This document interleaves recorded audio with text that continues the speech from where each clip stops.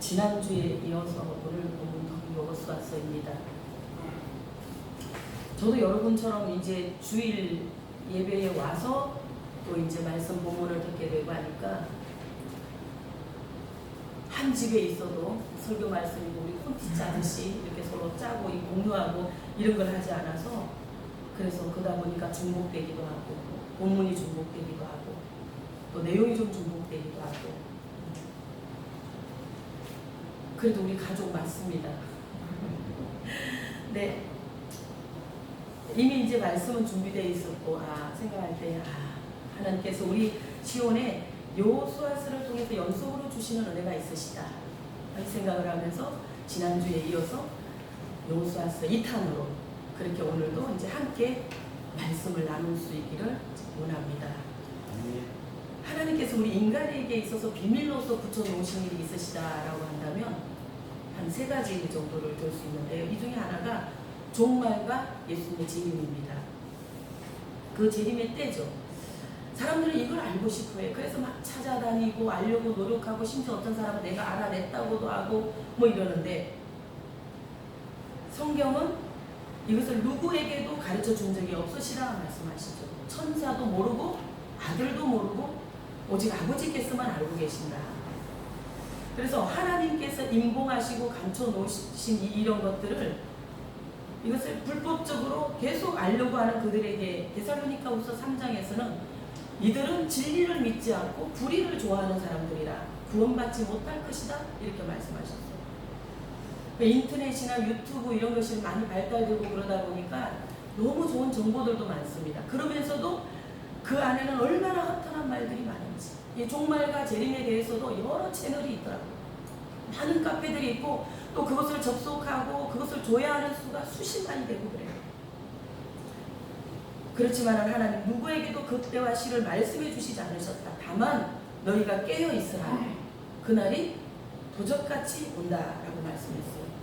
그리고 또 하나 하나님 말씀해 주시지 않는 것은 우리가 죽는 날입니다. 내가 죽는 날. 우리는 자신의 죽는 날을 알지 못해. 시한부 판정을 받았다고 해도 죽는 날은 정확히 모릅니다. 과거에는 이제 병원에서 3개월 정도 남았습니다. 이렇게 생물학적으로 진단을 하면 얼추 거짓 맞았어요. 근데 요즘에는 너무 좋은 치료제, 항생제 이런 것들이 계속적으로 개발되고 나오고 해서 치료를 연장하는 거지 시한부라는 말 자체도 잘 사용하지 않고 있어요. 여튼 우리는 이 날을 모른다. 나의 시간들에 대해서 하나님 말씀해 주시지 않으셨다. 그리고 또 말씀해 주시지 않은 한 가지가 있다면 이건 미래입니다. 인간은 누구 없이 자기 미래를 몰라요. 앞에 첫 번째, 두 번째 내용도 함께 포함이 되지만 그래서 사람들이 종말과 재림처럼 이 자기 미래에 대해서 관심이 많아요. 그래서 끊임없이 어떤 미래들을 점치고자 하지만 정작 자기 앞에 펼쳐지는 이 미래는 그 누구도 아는 사람이 없다라는 것이죠. 이거 세계적으로 세계가 다 지금 공통적으로 가장 최근의 일로서 2019년도에 중국 후베이성의 우한에서 코로나군이 유출이 돼서 그것이 사람에게 감염이 돼. 이 일을 세계가 알았을까라는 거예요. 아무도 어느 국가도 몰랐잖아요. 그 나라 중국도 몰랐습니다. 뭐 이것이 진즉 예감된 것이다. 뭐 그럴 줄 알았다. 언젠가 한번 터질 일이었다. 오려한 일이었다. 이런 말들을 무책임하게 쏟아내지만 이게 무슨 의미가 있냐는 거죠. 지금에 와서. 만약에 이것을 알고 있었다. 충분한 가능성을 예감했다. 그러면서도 막지 않았다고 한다면 전 세계에 대해서 이 나라가 배상해야 되는 거 아닙니까? 몰랐던 거죠. 자기들도 모르기 때문에 이거 막지 못한 거 아니에요. 몰라? 우리는 미래를. 중국 고사에서 이 미래라고 할 때 이 미래를 나가다라고 하는 뜻으로도 썼다고 그래요. 그래서 배 모양의 그 봄자 이런 걸 쓰기도 하고 그랬는데 배를 타고 나가다 이렇게 당시에 배를 타고 바다로 나가다라는 것은 이것은 모른다의 모르다의 이건 끝판입니다. 그 당시 무슨 지도가 있었던 것도 아니고 온전한 나침판이 하나 있었던 것도 아닌데 배를 타고 바다로 나간다? 누구도 알지 못하는 거예요. 이것이 미래라는 거예요. 물론 지금 많은 의미로서 볼 때 지금과는 다르지만 미래는 역시 우리가 알 수 없다. 왜? 하나님께서 우리에게 말씀해 주시지 않으셨다라는 것이죠. 다만 하나님이 온 인류의 창조와 미래가 되시고 또 그것을 나타내고 계심의 그 정도가 이미 우리에게 있다라는 것을 성경은 말하고 있습니다. 세상의 역사들이죠. 이 많은 세상의 역사에서 많은 나라들과 민족들이 있었고, 그리고 또 그것들이 사라지기도 하고, 또 그 역사와 함께 문화를 이뤘던 전성기가 있고 시대가 있었습니다. 헬레니즘 시대, 르네상스 시대 유명하죠. 포스트 모더니즘 시대, 지금은 코로나 시대. 이런 많은 시대들, 이 많은 모든 역사들, 세상의 역사들 또한도 하나님의 미래에서 구원의 틀 안에 있다 이거. 하나님의 섭리하심 안에서 하나님이 그 모든 것을 주관하고 계시는 이 사실을 사람들이, 인간이, 우리가 이거를 인정하고 이걸 기억해야 된다는 것입니다. 예레미야 10장 23절에 보면 여호와여 내가 알거니와 인생의 길이 자기에게 있지 않고 걸음을 진도하시는 이미 걷는 자에게 있지 아니하나니, 하나님이 인류의 미래시며 하나님 우리와 각 사람의 미래는 나의 미래가 되신다. 그래서 우리의 걸음을 하나님이 인도하시고 지도하신다. 본문의 내용은 우리가 잘 알고 있는 이야기죠. 이스라엘이 이제 가나안으로 들어가기 위하여 요단 앞에 선 거예요. 요단을 건너가는 이야기입니다. 이제 이곳을 건너면 약속의 땅이에요. 오래전에 하나님께서 약속하신다. 너희가 애국으로 가서 400년을 그곳에서 지내고 많은 백성들이 큰 민족을 이루어 돌아오리니 너희 후손들에게 내가 이 땅을 주리라. 창세기 46장의 약속이죠. 애굽에서 모세와 함께 나왔던 이 이스라엘 백성들이 40년 동안 광야에 있으면서 하나님의 율법과 규례를 받고 이제 그 약속의 땅 앞에 선 겁니다. 그 맞은편 앞에 섰어요. 앞서서 여호수아가 두 사람의 정탐을 보내서 강 저편을 살피게 하고 여리고를 살피게 하고 주도 면밀하게 준비했고요. 어느 지점에서 정확히 도강할 것인가, 어떤 장애물이 있을 것인가, 어떤 돌발적 문제들이 발생할 것인가, 방법은 어떻게 선택할 것인가. 자, 강 저편에 표적이 되면 안 되는 겁니다. 강 저편에 누가 있습니까? 7 족속들이 있죠. 순순히 강을 건너게 내어주지도 않을 뿐더러 만만하지가 않아. 자, 이렇게 준비를 하고 섰지만은 확신할 수 없다. 그리고 다른 길도 없다.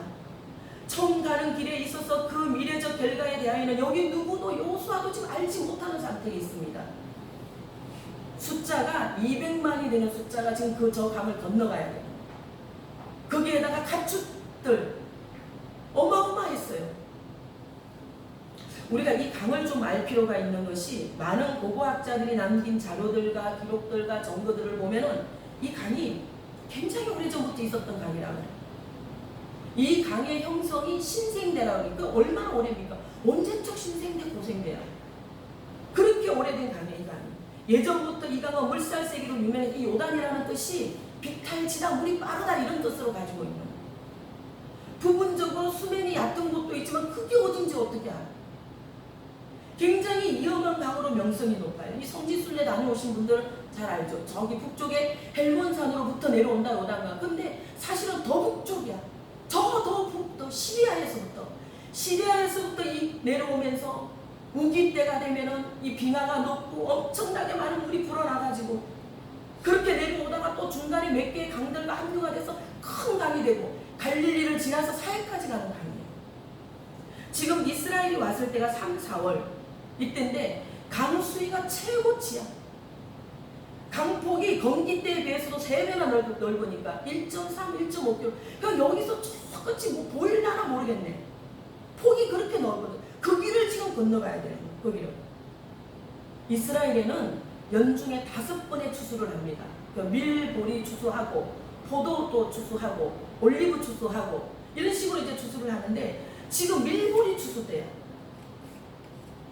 이때가 우기 때라서 강물이 범람해서 물이, 성경에는 물이 강둑에 넘쳤다 그랬습니다. 1년 중에 지금이 이 강 건너기가 가장 어려운 시기였음을 말씀해주고 계시는 거고, 어떻게 사람의 어떤 인적인 방법이나 방편으로서는 건너가기 어렵다라는 거죠. 성경에 기록되어 있는 이 하나님의 창조 역사, 또 수많은 일들과 하나님의 섭리와 기적, 이런 것을 부인하는 학자들이 있습니다. 또 어떤 자연주의자들 중에서도 그런 그룹들이 있어요. 자, 이들의 주장은 그렇습니다. 홍해가 바다가 아니다 이거. 붉은 갈대숲이다. 마찬가지로 고대의 요단은 중간중간에 얕은 여울목들이 있었다. 그래서 누구나 그냥 건너갈 수 있었다.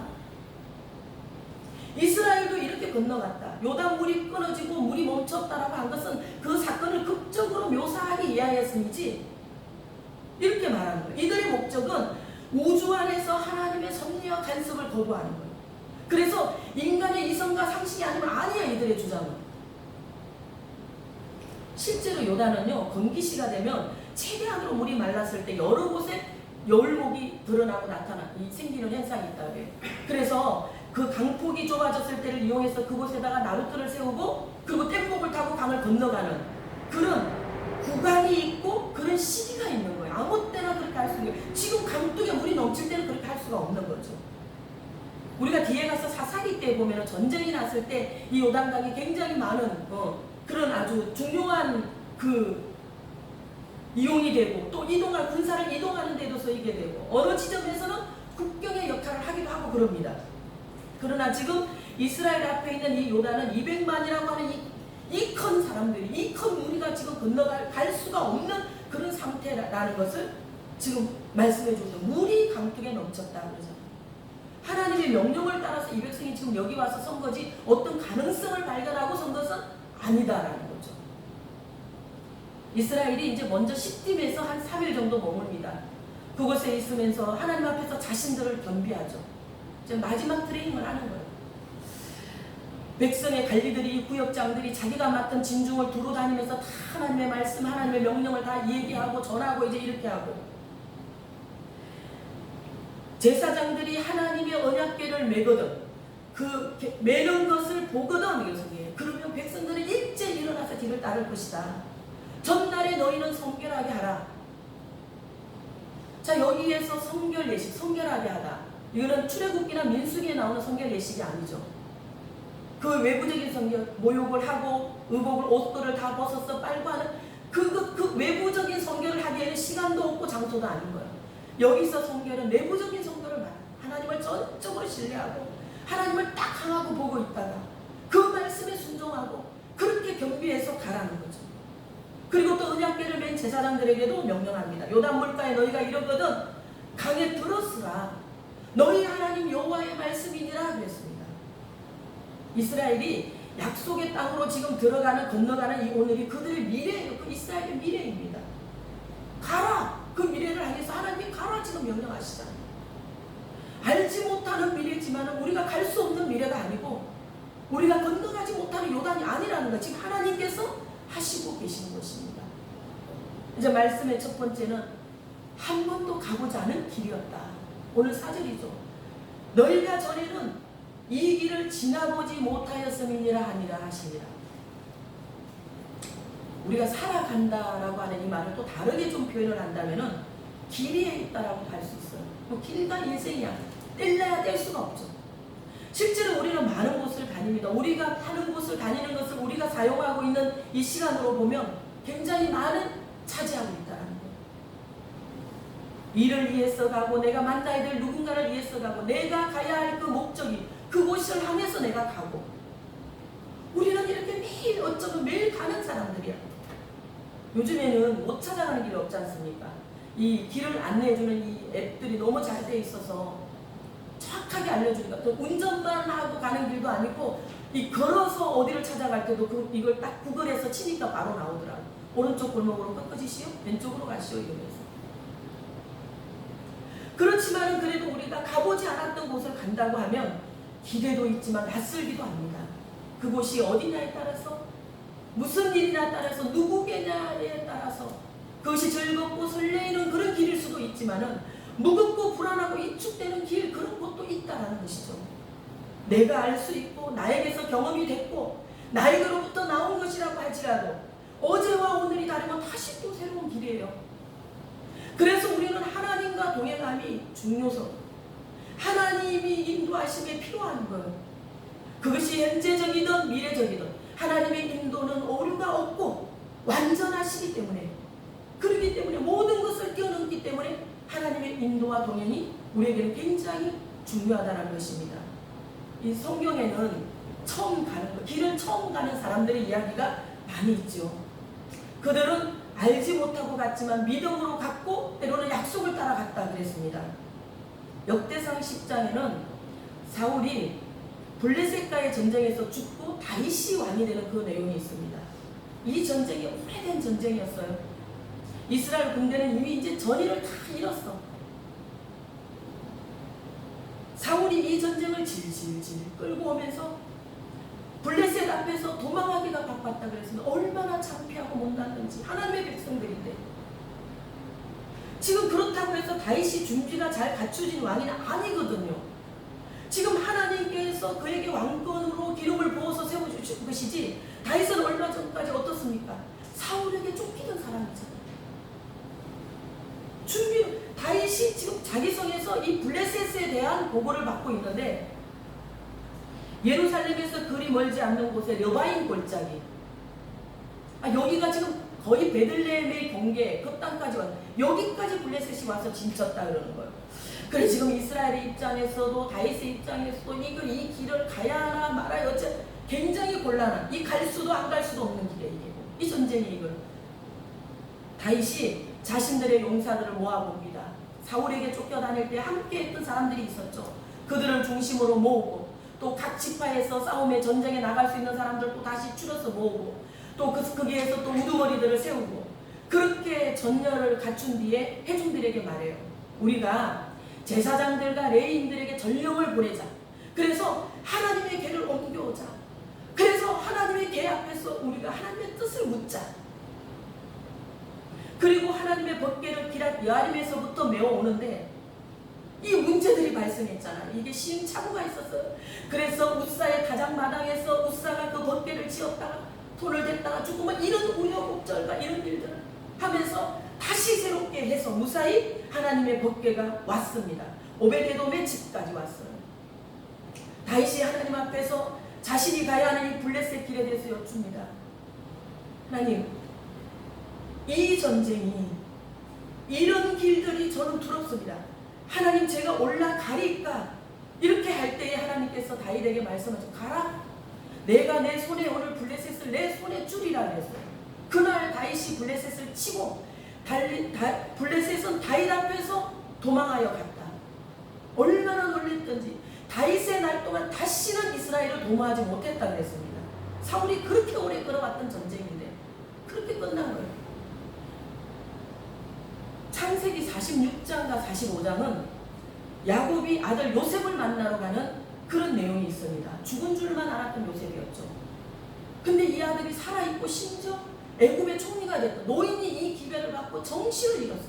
성경에 보면 믿지 못하고 어리둥절했다. 그런데 아들이 요셉이 보낸 수레와 사람들을 보고 그제야 기운이 소생한지라 이랬습니다.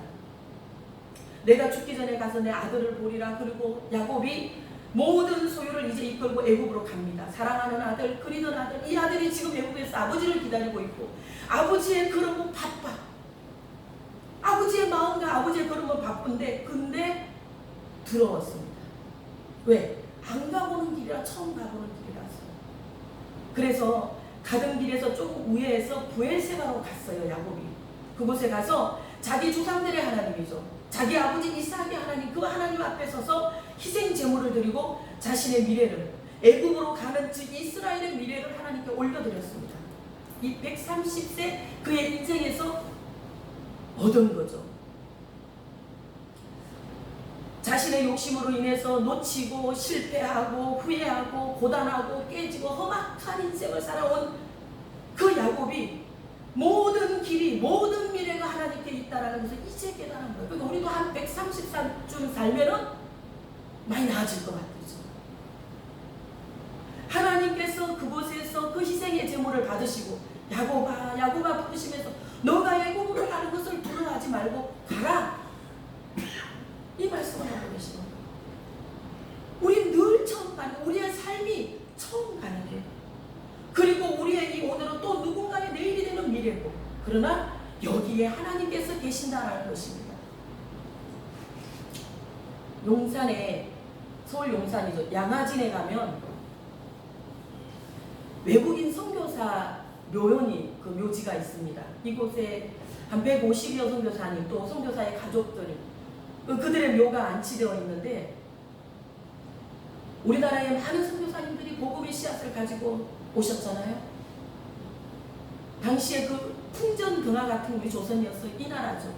여기에 1,500명 가량의 1945년을 기준으로 할 때 1,500명 정도의 선교사님들이 한국에 들어왔다 그래요. 뭐 의로로 들어오고 교육으로 들어오고 복음을 가지고 들어오고 이렇게 다양하게 이분들이 이렇게 들어와서 한국을 섬겼습니다. 묘지 입구에서 좀 오른쪽으로 가다가 좀 후미진 곳에 가면 아주 조그마한 묘 하나가 거기 수줍게 그렇게 좀 외롭게 그렇게 있는 곳이 있어요. 이 주인은 우리나라에서 체류한 지 1년이 채 못 돼서 죽은 선교사예요. 루비 캔디릭 선교사라고 하는 25살의 자매입니다. 이 자매가 미국 텍사스에 있는 독실한 기독교 가정의 그 부모님에게서 태어나서 자라고 이 자매가 선교사가 되기를 하나님께 자원했어요.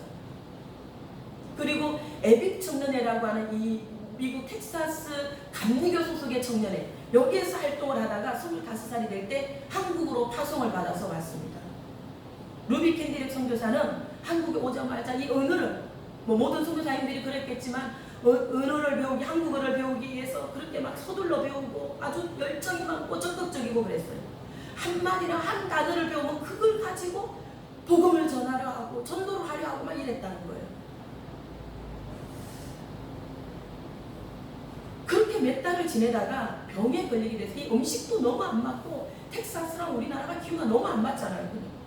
이 기후에도 적응을 못하고 그러고 그래서 병에 걸렸는데 끝내 회복하지 못하고 하나님의 부름을 받게 됩니다. 그녀가 고향집 텍사스와 에빅 청년회에 보낸 편지들이 있었습니다. 이 마지막 편지는 그 당시에는 이 편지 한 통이 가려면 막 일본으로 또 거기서 또 미국의 캘리포니아로 갔다 그렇게 해서 텍사스로 갔다 그래요. 그래서 수개월씩 걸리니까 이 선교사가 마지막 보낸 편지는 그녀가 죽고 난 뒤야. 그녀가 죽고 난 뒤에 그 편지를 받고 그곳의 교회와 지체들이 그곳의 사람들이 안타까워하면서 눈물 바다를 이루었다 그래요. 사랑하는 어머니, 한국은 아름다운 곳입니다. 이곳의 사람들은 하나님을 닮은 사람처럼 선한 마음을 가지고 있어요. 복음의 열정도 많습니다. 조선은 아마도 얼마 가지 않아 주님의 사랑으로 가득할 것입니다. 이렇게 편지했어요. 그의 묘비에 가면 그의 묘비는 이래. 나에게 줄 수 있는 1000개의 목숨이 있다면 그 모두를 한국에 드리겠습니다. 이렇게 영문으로 쫙 써있어요. 한 알의 밀이 되어 썩어진 수많은 선교사들, 루비 캔디릭 선교사, 그들이 갔던 그날의 그 길은 누군가의 미래로서 누군가의 미래가 되어 오늘 우리의 미래가 되어 있고 한국교회가 되어 있는 거예요. 이 캔디릭 선교사의 유언이 그겁니다. 내가 죽고 난 뒤에 에빅 청년회 청년들 10명이 오고 20명이 조선으로 와라. 이 유언에 따라서 실제로 이 에빅 청년회에서는 한국으로 선교사들이 지원해서 오고 오랫동안 한국교회를 섬기고 선교했다 그래요. 나는 알지 못하는 길인데 하나님의 열정으로 갑니다. 그가 어머니의 편지 속에 나는 오늘도 이 길을 알지 못하지만 나의 열정이 아닌 하나님의 열정으로 갑니다. 이것이 미래죠. 말씀이 주는 두 번째는 불가능을 뛰어넘는 믿음. 8절입니다. 너는 언약궤를 맨 제사장들에게 명령하여 요단의 물가에 이르거든 물 가운데로 들어가게 하라. 자, 지금 이 대열이 200만 명이 넘는다 그랬잖아요. 선두에 언약궤를 맨 제사장들이 지금 섰습니다. 그 뒤를 이어서 제사장들이 그 백성들이 따르는데 일정 간격을 띄우게 했어요. 2000규빗이니까 한 800m나 900m 정도 돼요. 그래서 하나님의 법궤로부터 백성들을 조금 약간 분리해서 뒤에서 따르게 하는 거죠. 자, 물이 강뚜기로 흘러 넘치고 이 요단에 이르거든 제사장들부터 발을 그곳에 넣고 들어가라는 거예요. 이 상황이 지금 이성적인 사고로는 어려운 상황이 이게 지금. 홍해도 이렇게는 안 건넜습니다. 홍해는 모세가 지팡이로 물을 가르고 건넜죠. 그 지금 이거 요단으로 요단으로 들어가는 이 언약궤는 임마누엘 하나님께서 그곳으로 요단으로 함께 들어가심을 상징하고 하나님의 능력의 임재를 상징하고 그것을 나타내고자 하시는 그 하나님의 뜻인 겁니다.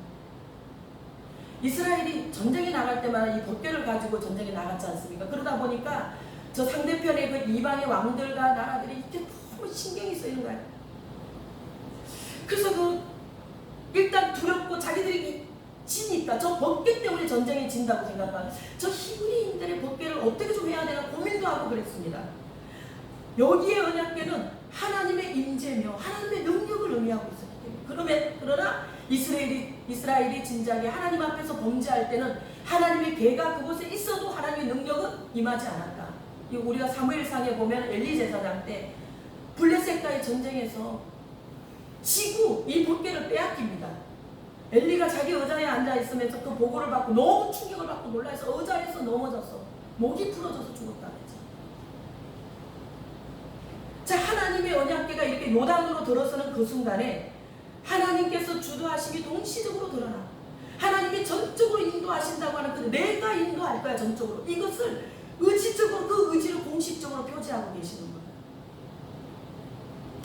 우리가 구약의 여러 곳에서 하나님의 임재를 보게 되죠. 하나님의 임재로 나타나셨던 그 사건들을 보면 가시적 현상. 우리가 이제 그래서 눈으로 보는 구름 기둥과 불 기둥이 있었죠. 눈으로 보는 신의 산에 그 구름이 빼곡하고 연기가 일어나고 눈으로 보는 그 불꽃, 그 가시 불꽃 이런 것이 있었고 자연현상으로부터 보여지는 그런 임재다라고 하는 지금 이제 이 언약궤가 요단으로 들었을 때 하나님의 임재는 가시적이고 일시적이고 자연적이지 아니 항구적 영원히 변하지 않고 쭉 그렇게 하나님이 내가 이렇게 쭉 임재할 거야. 지금 이걸 보여주시는 방편인 거예요. 그 순간에 요단은 예수부터 흘러내리던 물이 뚝 거쳤습니다. 떨어졌어요. 그곳에서부터 매우 멀리 떨어진 것. 성경에 보면 변방의 그곳에 가서 물이 멈춰 쌓여 있다라. 그리고 내려가는 물들은 다 사해로 빠지고 마른 땅이 된 그 강의 정중앙에 언약궤를 맨 제사장들이 서 있고 200만이 이제 건너가는 겁니다. 다 건너갔습니다. 여리고 앞에까지. 제사장들은요 이 순간에 얼마나 두려웠겠습니까? 좋기 반나절 이상은 걸렸을 것 같아요. 그런데 이들이 지금 정중앙에 강 중앙에 있는데 물이 위에서부터 쏟아져 내려오면 어떻게 돼? 근데 오늘 본문에 우리가 17절에 보면 그들은 다 마치기까지 굳게 섰고 이렇게 말씀하고 있죠. 불가능을 뛰어넘어서 내일이 될 미래로 그들은 이제 건너간 거예요. 건너갔어요. 여호수아서 1장에 보면 하나님께서 여호수아에게 강하고 담대하라 이렇게 말씀하시고 7절, 8절, 9절에서 길에 대한 이야기를 하십니다. 너가 우로나 좌로나 치우치지 말고 가고 내 종 모세가 내게 명령한 그 말씀을 지켜 행하면서 가고 자 그렇게 갈 때 너는 어디로 가든지 형통할 것이다. 너의 미래는 평탄할 것이다. 그리고 너는 이 처음 가는 길 이거 낯선 길 이거 두려워하거나 놀라지 마 당황하지 말라라는 거야. 너가 어디로 가든지 내가 나 여호와가 그 길을 함께 가려고 함께 가겠다. 임마누엘의 약속이죠. 현재예요. 우리가 살고 있는 21세기 이 현재 이 시대를 표현하고 있는 그 말에는 여러 표현들이 있습니다. 뭐 지금은 하나가 더 붙어서 또 코로나 시대. 그래서 포스트 코로나 이전과 이후로 역사가 나눌 거래잖아요. 뭐 하여튼 그래서 그러면서 어떤 사회적인 그런 양상을 보고 말할 때 또 하나의 말이 있어. 고립의 세계다. 이 말이 영국의 경제학자인 허처 여사의 저서 중에 고립의 시대라고 하는 책에서 비롯된 말입니다. 잘 알고 계시는 분도 계실 거예요. 거기 이런 내용들이 있어. 우리가 지금 초고도의 발달된 세상에서 산다. 각종의 통신과 미디어와 인공위성과 컴퓨터와 뭐 인터넷과 이런 매체들이 우리에게 예측해주지 않는 미래가 없다. 그래서 이제는 뭐 미래에 대한 막연함 이런 거 없고 우리가 꼭 미래다. 우리가 하는 거, 우리가 가는 이 길이 다 미래다. 이러면서 그가 분석한 내용 중에 근데 우리에게는 어떤 문제가 발생했다라는 거예요. 이런 매체들로 인해서 미래를 보고 이 미래가 우리에게 더 미래적일수록에 사회적인 분위기는 고립돼 가고 있다. 고립된다. 고립된 사회다. 최대한의 1년의 짧은 시간에 최대한으로 많은 사람들과 함께 그렇게 교류하고 공유하고 이런 시스템이 10년 전에 비해서도 30%라도 빨라져요. 개인이 그렇게 자유롭게 세계와 연결하고 SNS와 소셜미디어상에 많은 친구들이 있고 많은 사람들과 그렇게 자기들이 가지고 있는 그 공통적인 관심을 가지고 서로 나누고 공유하고 다 하는데 만족하지 못하고 행복하지 못하고 사회 분위기는 물론 10대와 20대와 청년들과 또 기성세대가 소외를 느끼고 고립이라고 하는 병을 적잖수가 알아가고 있는데 점점 더하다라는 거예요. 포모 정보군이죠. 우리가 알고 있는 말이죠. 많은 정보, 많은 것을 알면 알수록, 내가 많은 것을 가지고 있으면 가질수록, 빠르면 빠를수록 정보에 의해서 자꾸만 나만 뒤처지는 것 같은 그런 심리적인 현상을 말하고 있는 것입니다. 나만 지금 모르고 있어. 다 알고 있는데 나만 모르고 있고, 나만 지금 중요한 걸 놓치고 있는 것만 같다라는 것. 이 불안감이 나를 고립시키고 사회를 고립시키고 있다. 이 사회적인 현상, 이것은 단순히 코로나19가 우리에게 가져다 준 것이 아니, 진적인 이미 깊숙이 우리 사회 속에 들어와 있었고, 거기에 맞춰서 각종 방송의 매체들과 여러 콘텐츠들은 1인 가구, 혼자 있는 이 혼자를 위한 이들을 위해서 프로그램이 들끓고 우리의 상식과 상상을 뛰어넘고 초월해서 그걸 만족시켜주고 충족시켜주기 위해서 그렇게 하고 있는데, 이것이 결국은 소외감을 정복시키고 단절과 고립으로 깊어지게 한다는 것입니다. 이 책에서 분석한 내용들로 이제 우리가 실마리를 찾는다고 한다면, 사회 구성에서 서로가 서로를 돌보는 시스템이 복원되지 않으면 이 세상에는 답이 없고 더 갈 곳이 없다. 미래를 알면 뭐해? 그것이 우리가 주도할 수 있는 우리가 주인이 아닌 겁니다. 이 미래가. 오늘 교회와 그리스도인들의 과제, 우리의 선교, 우리가 해야 될 어떤 것들이 무엇인가, 예수님께서 오신 목적, 그 이유를 우리는 생각해내야 하는 것입니다. 죄로 인해서 버려졌던 인간들, 하나님의 형상대로 지음을 받았지만 우리에게 하나님의 형상은 1도 없어. 모든 것을 다 상실하고 완전히 독단적인 고립, 이 고립 안에 있는 것, 하나님께로부터 멀어진 우리를 위하여 예수 그리스도께서 오셔서 이 인류를 이끌어내시고 자신을 주고 기꺼이 하나님의 돌보심 안으로 우리를 연결시키고 하나님의 그 돌보심 안으로 우리를 복원시키신 이 예수 그리스도의 일을 우리 교회가 생각해내자는 것입니다. 말씀을 정리해 보겠습니다. 지금 본문의 그 내용은 이스라엘의 한 시작점의 사건입니다. 이들이 미래로 가는 길에 있는 이 하나의 한 사건과 이야기예요. 그러나 동시에 본문은 하나님에 대한 이야기를 하고 있습니다. 하나님에 대한 말씀을 하고 있는 거예요. 세상의 인류의 역사의 미래가 되는, 모든 역사의 미래가 되시는 하나님, 이 하나님이 요단이라고 하는 이 길에서 함께 하시는 하나님으로 임재하시고 능력의 하나님으로 임재하시고, 이 하나님이 오늘 우리의 처음 가는 이 길에 계시는 하나님이시라는 것입니다. 너희가 행할 길을 알리니 너희가 이전에 이 길을 지나보지 못하였음이니라. 4절에 있는 이 말씀을 제가 공동번역으로 읽겠습니다. 여러분, 전에 여러분들은 이 길을 가본 적이 없으니 그렇게 해야 갈 길을 알 수 있을 것이요. 그렇게 해야 갈 길을 알 수 있을 것이요. 하나님께서 이끄심에 그 말씀을 하고 있는 것입니다.